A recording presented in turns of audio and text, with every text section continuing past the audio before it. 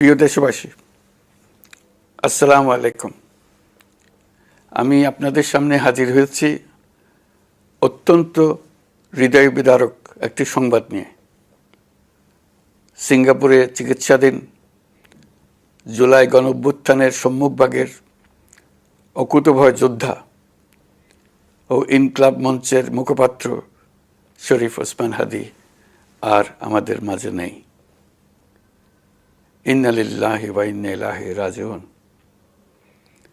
কিছুক্ষণ আগে সিঙ্গাপুরের পররাষ্ট্রমন্ত্রী ভিভিয়ান বালাকৃষ্ণন আমাকে টেলিফোনে এই হৃদয় বিদারক সংবাদটি জানিয়েছেন।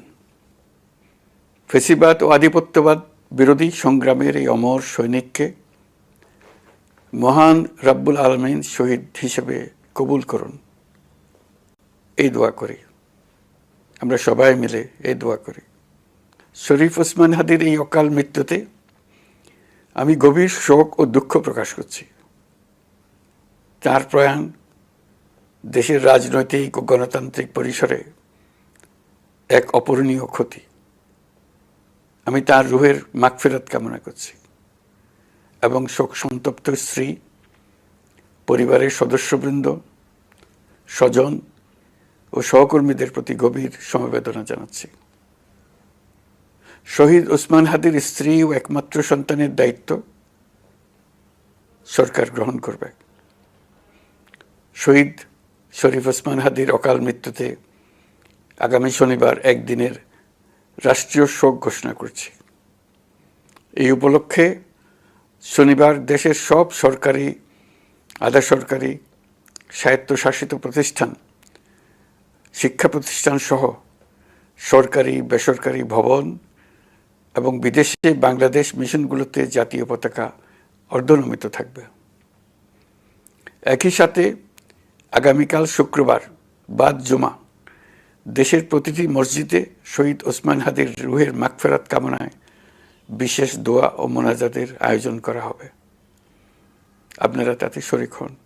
অন্যান্য ধর্মের উপাসনালয়গুলোতেও আয়োজন হবে বিশেষ প্রার্থনার। আমি বিশেষ কৃতজ্ঞতা জানাই সিঙ্গাপুর সরকারের প্রতি। তারা হাদীর চিকিৎসা অত্যন্ত আন্তরিকতা ও পেশাদারিত্ব দেখিয়েছেন। বিশেষ করে সিঙ্গাপুরের পররাষ্ট্রমন্ত্রী ভিভিয়ান বালাকৃষ্ণন, যিনি একই সঙ্গে একজন বিশিষ্ট চিকিৎসক, তার প্রতিও তিনি নিজে হাদীর পরিচর্যা করেছেন, আমাকে নিয়মিত চিকিৎসা সম্পর্কে খোঁজখবর দিয়েছেন। এই নৃশংস হত্যাকাণ্ডের সঙ্গে জড়িত সকল অপরাধীকে দ্রুত আইনের আওতায় আনা হবে এবং তাদের বিরুদ্ধে সর্বোচ্চ শাস্তি নিশ্চিত করা হবে। এই বিষয়ে কোনো ধরনের শৈথিল্য দেখানো হবে না। বিপ্লবী রক্তে উজ্জীবিত এই তরুণ নেতা ওসমান হাদী ছিলেন প্রতিবাদের অনন্য প্রতীক। তার কর্মের মধ্য দিয়ে তিনি শুধু প্রতিবাদ নয়, দেশপ্রেম, ধৈর্য ও দৃঢ়তার অনন্য দৃষ্টান্ত রেখে গেছেন। আমি দেশের সকল নাগরিকের প্রতি আন্তরিক আহ্বান জানাচ্ছি, আপনারা ধৈর্য ও সংযম বজায় রাখুন।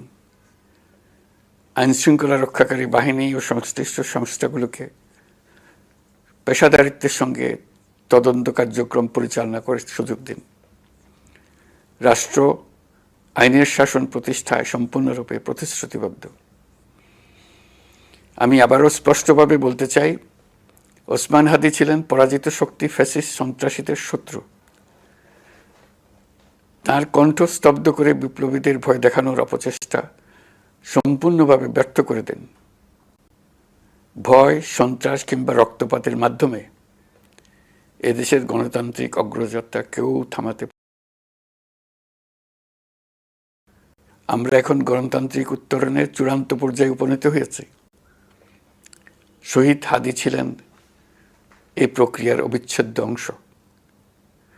তার একান্ত ইচ্ছা ছিল আসন্ন নির্বাচনে প্রতিদ্বন্দ্বিতা করে নতুন বাংলাদেশ বিনির্মাণের পরবর্তী ধাপে সক্রিয় ভূমিকা রাখা। অত্যন্ত দুঃখের বিষয়, তার এই মহতী ইচ্ছা অপূর্ণ রয়ে গেল। তার স্বপ্ন বাস্তবায়নের দায় আজ সমগ্র জাতির কাঁধে ন্যস্ত।